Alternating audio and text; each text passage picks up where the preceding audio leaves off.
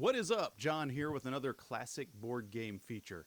As I take you back to a time when board games were board games and men were men, and those men didn't really play board games very often. But when they did, there was games like Hotels available.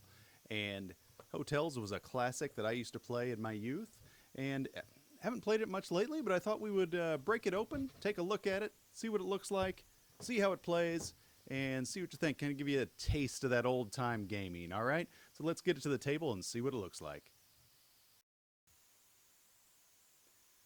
So here we have the game of Hotels set up and ready to play, believe it or not. This is it. The board starts completely blank as you see it. Every player is assigned a limousine because you're a hot shot. You're driving around in a limousine, prospecting different areas where you might buy and set up your own hotel. Every space along the way, oh, by the way, features roll and move technology, this game does. So you will roll the dice on your turn and see where you land. And there's different options where you land. There's a space where you can build. There's a space where you can buy, which means you could buy either property that's attached to. Mostly there's build and buy. And then there's, one free entrance. What you have to do in this game is you have to buy a piece of land. When you do that, you will get one of these title deeds, and that's yours. And anyone else that lands there can buy it unless you build on it. And everything has different building costs, every hotel does. And so when you land on these build spaces, you can try to build. To do that, you roll this die, and it'll tell you, hey, you get to build that one for half price. Or green, you get to build it for regular price. Red, you can't build it at all. Or two, you can build, but it's going to cost double. You can't just roll and hope you get half price. If you roll and get green, you have to build on your hotel or one of your hotels. And basically that's what you do is you're going around the board, and after you build up your hotel, you can also add an entrance. Entrances are these little sets of stairs, and they go on these places as such. Every hotel is only guaranteed one spot, one entrance, where there's nothing on the other side. Other than that, it's a competition for people to build up on these different hotels and put entrances on them to charge others when they land there. Because when you land there, then you would roll the D6 again, and then whoever owns that title would look at what you rolled and what was available on that property, and you would owe that much money. And at the end of the game, the last person left in the game wins unless everybody gives up. We're going to snap my fingers here, and we're going to put all the hotels on the board so you can see what it looks like when it's actually in full bloom. So here you see the board all set up in its full bloom with every hotel built to maximum. And this will never happen in the game because somebody's going broke before they get their half of the street built, and the other person's basically going to win that side of the street. I did fail to mention that there are two buildings that start on the game board, and that is the bank and town hall. And after that, but other than that, it is completely blank, and you're building it up. So it's kind of a cool process. That's really what makes this game, is the messing with the buildings.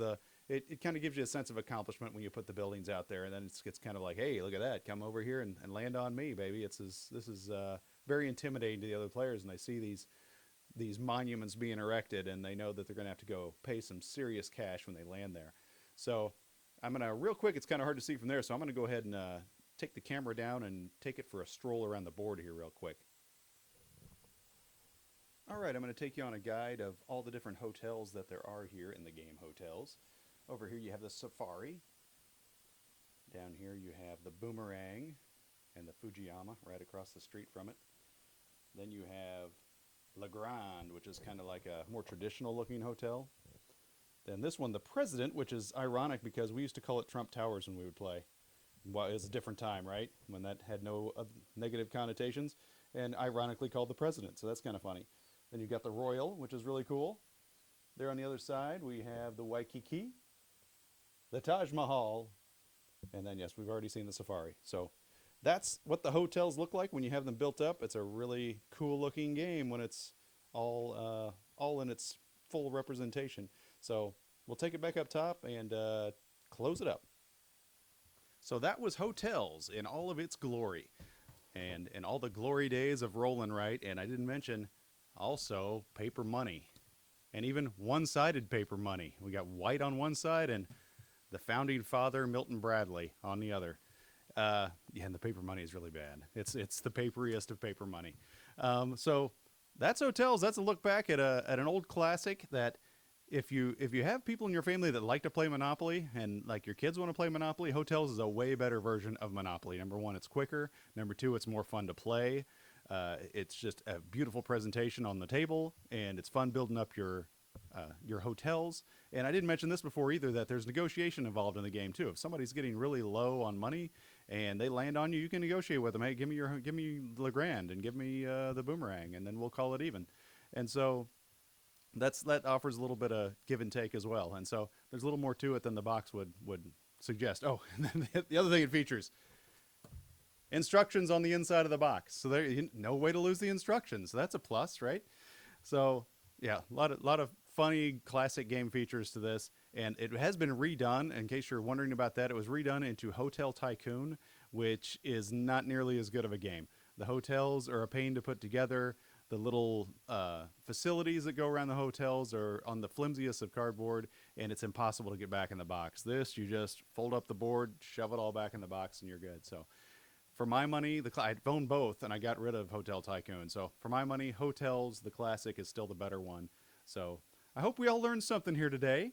So until next time, we'll see you around the board.